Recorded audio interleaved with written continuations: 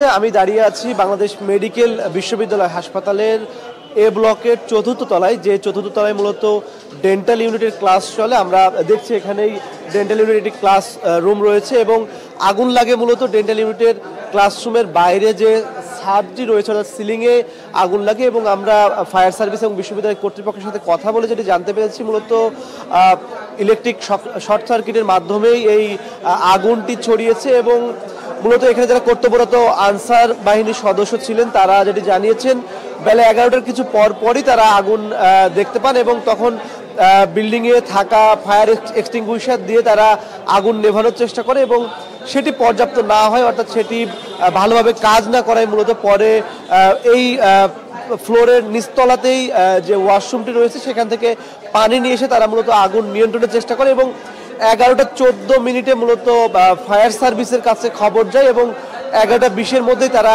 এই ঘটনাস্থলে এসে পৌঁছায় বলে জানিয়েছেন। এরপর 11টা 32-এর মধ্যেই আনসার বাহিনী এবং ফায়ার সার্ভিসের সদস্যরা, এছাড়া বিশ্ববিদ্যালয়ের কর্মকর্তা কর্মচারী এবং শিক্ষক শিক্ষার্থীদের সমন্বিত প্রচেষ্টায় এই চতুর্থ তলার যে আগুনের ঘটনাটি ঘটে সেটি নিয়ন্ত্রণে আসে। কিছুক্ষণ আগেই বিশ্ববিদ্যালয়ের প্রভিসি শিক্ষা এবং ফায়ার সার্ভিসের একজন কর্মকর্তা তারা ব্রিফ করেছেন এবং তারা জানিয়েছেন যে আগুন পরিপূর্ণভাবে নিয়ন্ত্রণে এসেছে এবং আগুনের ফলে এখনো কারো কোনো ক্ষয়ক্ষতি হয়নি। আমরা যদি একটু পিছনের দৃশ্যটি দেখাই এবং এই জায়গাটিতেই মূলত আগুন লাগে, এটি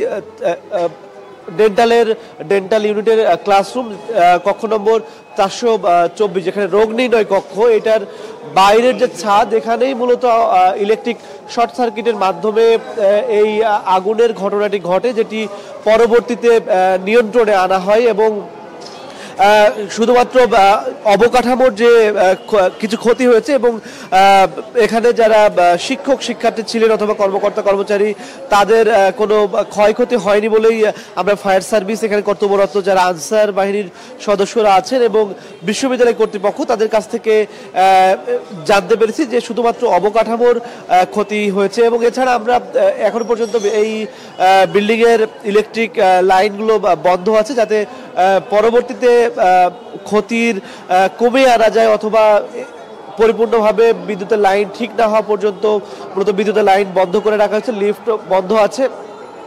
আমরা এখানে কর্তব্যরত যারা আছেন সবার সাথে যেটি কথা বলে জানতে পেরেছি যে 11টা 4 মিনিটের দিকে মূলত আগুন লাগে এবং 11টা 32 মিনিটের মধ্যে সেটি সমন্বিত প্রচেষ্টায় নিয়ন্ত্রণে আনা সম্ভব হয়েছে। এছাড়া এখন পর্যন্ত আমরা এই ছিল আমাদের কাছে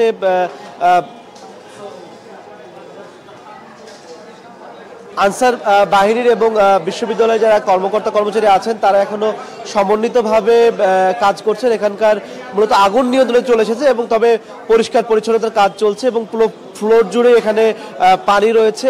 যারা উপরে ছিলেন তারাও বের হয়ে যাচ্ছেন। তো এই ছিল বাংলাদেশ মেডিকেল বিশ্ববিদ্যালয়ের ডেন্টাল ইউনিটের চতুর্থ তলা থেকে আমার কাছে সবশেষ তথ্য।